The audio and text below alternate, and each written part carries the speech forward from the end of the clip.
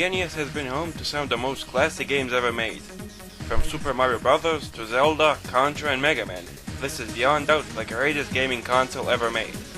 But regardless of how many great games this console housed, it was also home to some of the most despicable and abominable games as well.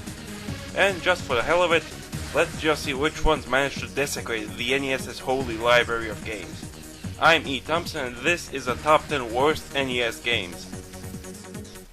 Number 10.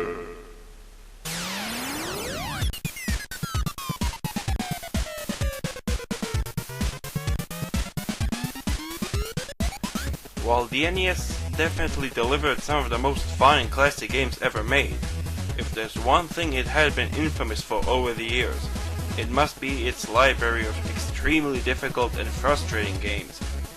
The most notorious examples have to be Contra, Ninja Gaiden, and the ever infamous, next to impossible, Battletoads. But despite their extreme difficulty, all these games had one key factor: fun.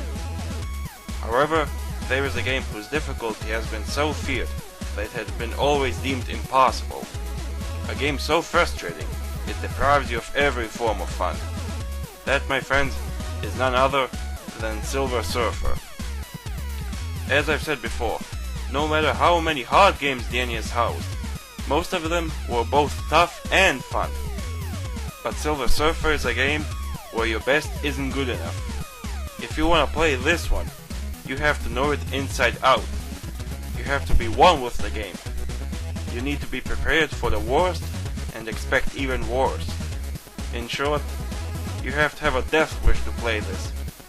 Because Silver Surfer is so hard, it's just not fun. It's like this: one hit and you're dead. While Contra followed the same formula, at least there you were small and always moving. Here, your character is such a large and sluggish target. The last thing he needs is a sign that says "give me your best shot." And if enemies won't get you, getting into contact with pretty much anything else will. Because for some reason, your character develops an allergy to everything besides enemy bullets. One touch and you're dead. The old saying goes, just because it's hard doesn't mean it's bad. That's true. But Silver Surfer cranked up the difficulty so much, you'll find yourself asking why in the hell you're even putting up with this. Because for one, there isn't a lottery win at the end of this game. And two, this is what you'll be seeing more than not. How appropriate, huh? And you know, I'm curious. Is Silver Surfer weeping for himself or for you? In any case, Silver Surfer is definitely one of the worst NES games out there. Not because it's bad, but because it's so hard, it just sucks. Number 9. X-Men is one of the most established superhero franchises in the world. From its wide and awesome cast of characters, to all the movies and animated series, it's just awesome. But when it comes to video games, not so much. Sure, with games like X-Men Origins Wolverine, X-Men Legends Rise of the Apocalypse, and the ever-popular X-Men 2 Clone Wars, it's safe to say that they most definitely had their share of success. But when you're talking about the NES, the one game they'll always be associated with is the Uncanny XMen. More like the Uncanny Turd. This game sinks so low, you just come to wonder how could have they screwed it up so bad? Well, that's easy. LJN. And, just like you expect, the game sucks. I mean, just look at it. Who are these scrawny, cluttered pieces of shit supposed to be? If anyone ever told me that these things were X-Men, I'd never believe it. And just like them, the rest of the game looks just as bad. Muddy, convoluted, and incoherent graphics. What a jumbled mess. But the gameplay? Oh my god. It's basically like this. All the X-Men play in two ways. Some of them shoot lasers, while some others attack enemies by nudging them, which is basically the same animation as when they're just walking. Wow, they sure as hell paid attention to detail. Seriously, how could they have sunken so low? Well, at least the only consolation is that no matter how bad this game is, at least Marvel had a better time with this than DC did with Superman 64.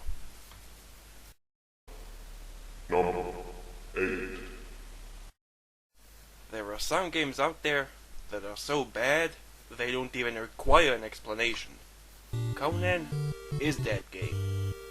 I mean, just look at it.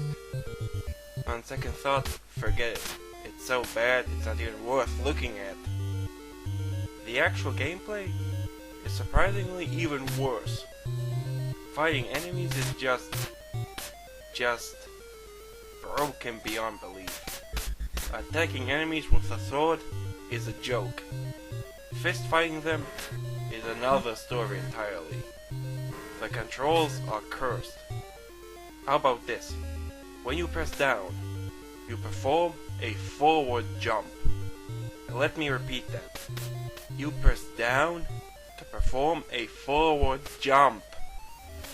And you use the same button to pick up items, so if you're just 1 pixel off, you'll jump. You know what? Screw this shit. Next. Number 7. Friday the 13th is a superb horror movie series. The NES game of the same name is pretty much even scarier than the movie.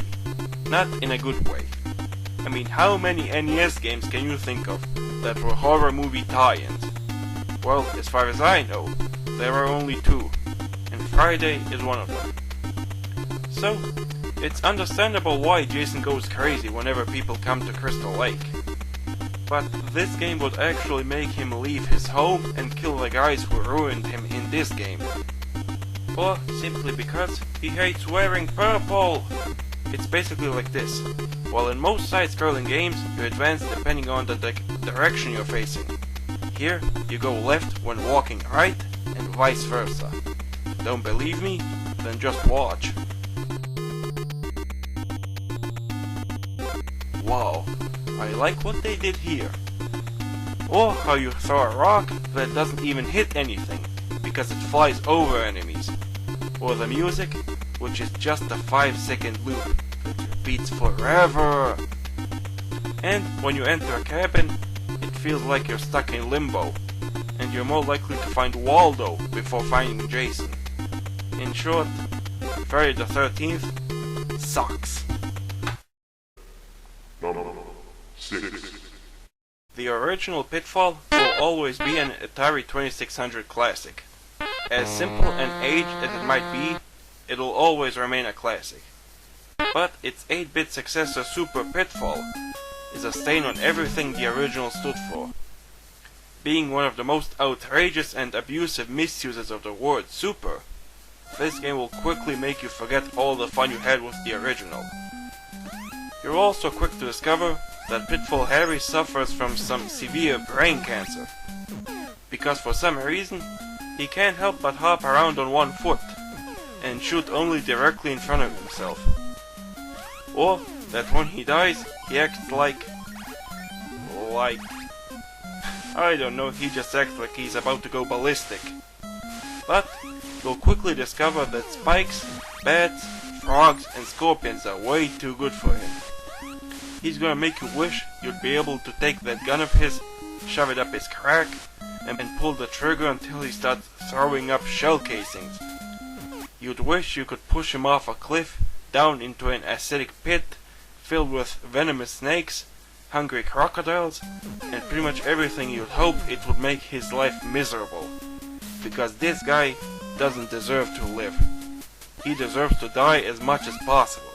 Because this game is horrible. In this game, you'll find yourself hopping around like a clueless idiot, trying to figure out what you're supposed to do, or where the hell you're supposed to go. If you thought Castlevania 2 was overly cryptic, then you obviously haven't played Super Pitfall. Not that you'd want to, since this game is just as worthwhile as digging into your belly button to see what fuzzy dirty secrets you'll find down there. Pitfall wasn't even a clever title to begin with, and adding the word super only adds to a question whether its creators were bored out of their minds, or just figured, hey, let's ruin a classic game by making it so cryptic you'd need to do the most illogical stuff to even remotely continue. In short, Super Pitfall super sucks. Number 5. Back in the days when there was no TV or video games, fairy tales were what amused children. A fantasy world where everything was all friendly and cheery. Ah, yes, those were the good old days. And then there was Little Red Hood, a game that will shatter all the delusions from your childhood and make you realize that the world is an ugly, pathetic place. A fairy tale is hardly the right concept to even build a game upon. Combine that with horrible level design, controls and visuals, and voila, you have a video game nightmare. The story of Little Red Hood is one of joy and compassion.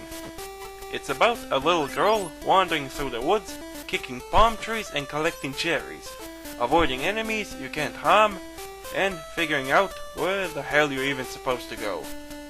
In the meantime, you enter random dungeons, collecting random items, avoiding random enemies. And as you progress, you encounter even more randomness and ambiguity, until you slowly start to realize you are replaying the same stage over and over again, just rehashed with uglier graphics. And you're going to realize that this little girl is too good for goblins, snakes and porcupines. She deserves to get tied to a flagpole. She deserves to get thrown at with eggs containing sulfuric acid, and getting burned alive by Satan's hellfire, while getting impaled on his pitchfork. This game will make you realize just how inept video game designers can be, when they make games that make no sense and have no redeeming qualities to them. In short, Little Red Hood is a curse to the soul and eyes. Number 4.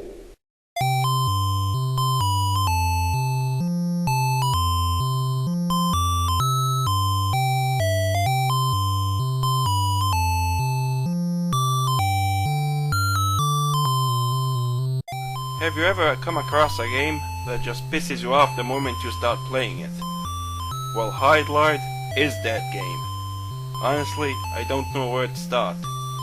How about this? The music you hear, the Indiana Jones theme, that's the only song you'll hear the whole time. And it loops forever. The gameplay? Oh my god. How about this? The save system is broken beyond belief. First off, there is no continues or checkpoints in this game. You die once, it's all over. When you wanna save, you go and enter the save option. Then you go to password and write this down. That's already a good start, ain't it? I say screw that, thank God for save states. But the actual gameplay is just beyond words. I'll just sum it up. There are no attack animations, so you have to run into enemies to fight them, which mostly results in a 50-50 chance that any one of you will drop dead. Grinding is so tedious and slow that you'll just go insane. The story... You wanna know what the story is? This is the story! You see this right here? This is it! And just like the rest of the game, Hydelide is abysmal. It's not fun at all. It's a convoluted, incoherent disaster of the game that needs to be avoided at all costs. Number 3.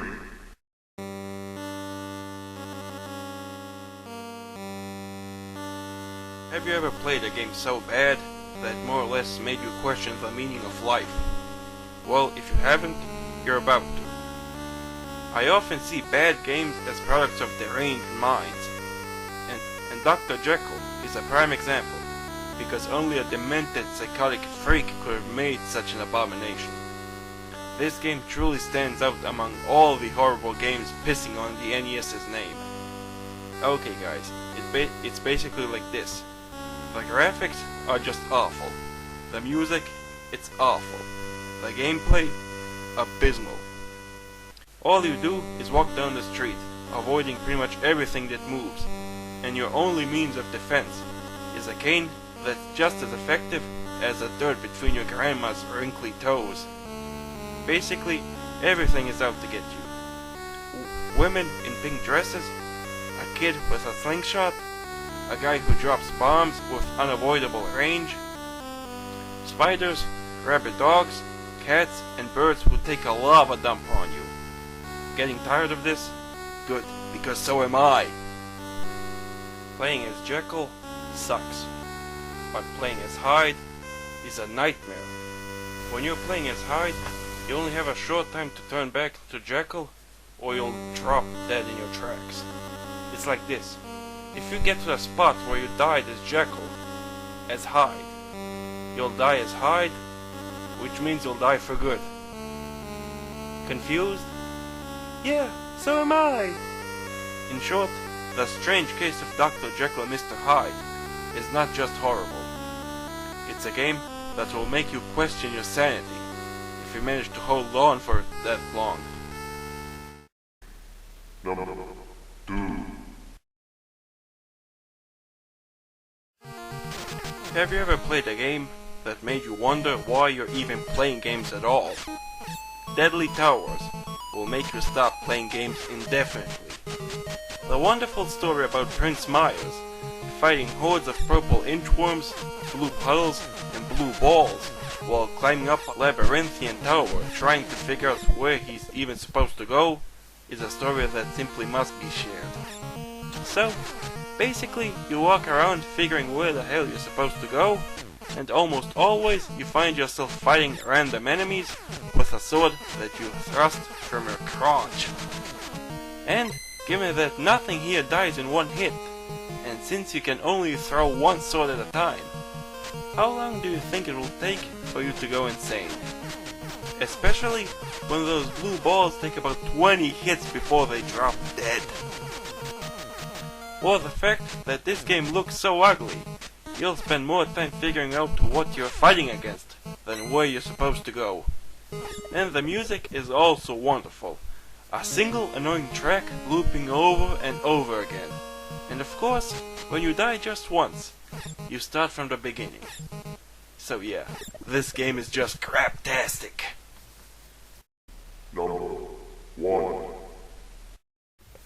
While the NES obviously had significant technical limitations, it was still a beloved console. But then, somewhere in 1991, some people thought they could override the console limitations and make a whole bundle of games all in one cartridge. And since they thought their job deserved more credit than any other game programmer out there, they decided to tag their game with a price of $200 US. And think, this was back then. Nowadays, that's the equivalent of a next generation console. Anyways, that so-called masterpiece was called Action 52, and the name says it all. 52 action-packed games all in one single cartridge. Well, judging by the game's cover alone, it just goes to show how much effort they put into the game. So, was the price fair? Well, I'll be honest. You could take $200 and throw them into a furnace, or use it to wipe your ass with it. You'd do anything but spend it on a disaster such as this. Okay guys, here's the thing. Action 52 is a testament to all the horrible games made throughout video game history. E.T. caused the video game crash of 1983. Action 52 was pretty much a video game crash of its own. And keep in mind the word crash, because that's what most of its games are most likely to do. It's like this. Nearly half its games are just a bunch of mediocre, repetitive, and bland space shooters. Other games are cursed with outrageously bad level design, like dying in mid-air. Others crash at random points, and many of them crash when selected on the main menu screen. Most others suffer from completely random level design, as well as random and completely undefinable sprites. The graphics are just sickening, most of the time you'll struggle figuring out what the hell everything is. The control? My god. It's like this. Here, you don't jump like in any other game. When you press the jump button, you get locked vertically. To jump over, you need to tap the jump button and then press sideways. What kind of game does that? Apparently, this one does. But the single biggest failure about this game is this. Its producers desperately tried to create a franchise that would rival TMNT, called the Cheetah-Men. And if you're curious how it ended up, well, ask yourself. Have you ever heard of the Cheetah-Men? Exactly. In conclusion, usually it takes a twisted, crazy lunatic to make one single bad game. But it takes a diabolical mastermind to make a masterpiece of dysfunctionality, annoyance, and heredity, like what I perceive as the single worst game in existence. And that, my friends, is none other than Action 52. Trust me, E.T. was really bad. Superman 64 was abysmal. Action 52 is a whole new definition of horrible. The worst NES game ever, as well as the worst game ever made. I'm E. Thompson, and this was the top 10 worst NES games.